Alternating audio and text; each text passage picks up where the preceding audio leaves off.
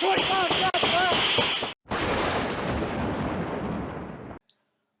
to the Weekly Homicide Report, the weekly program where we talk about all the people that needlessly died at the hands of another person.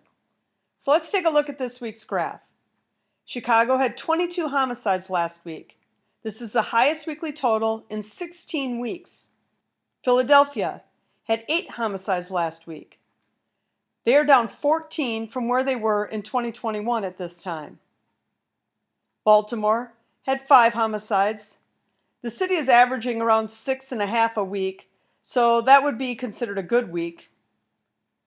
Of the victims where the race was listed, 93% were black.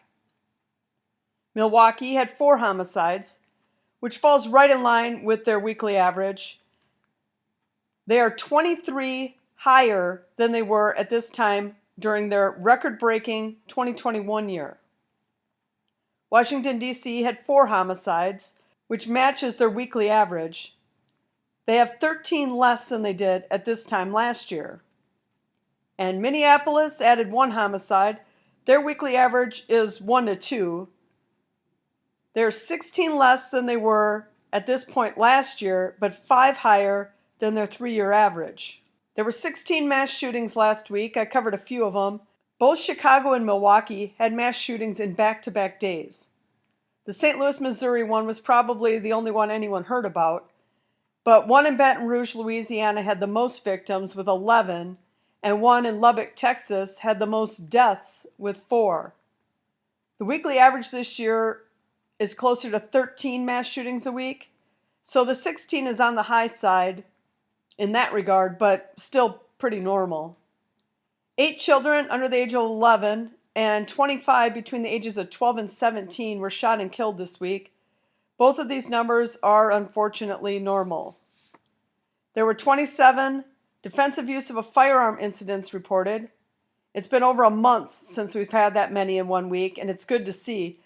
I covered some of them in a video this week, and I plan to try and cover these on a regular basis. Many of the stories aren't much to tell, but it's good to hear that regular people are protecting themselves when their cities are not.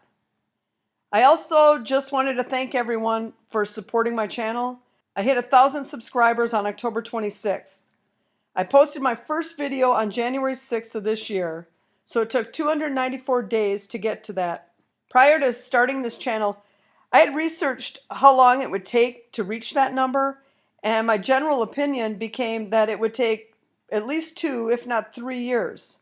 So I'm grateful for all the support from all of you, and a special shout out to Ak Nation, who literally held up his live stream one night until people started subscribing to my channel. And I got 100 to 200 subscribers just from that one night alone. Nothing but love for you, Ak. And Window Pane, if you're watching, thanks for being number 1,000. Well, that's all I have for you today, but I'll be back next week with the week 44 numbers. Until then, have a great week, and I'll catch you next week. Support this channel and pick yourself up some original crime-related apparel. Look for the link in the description.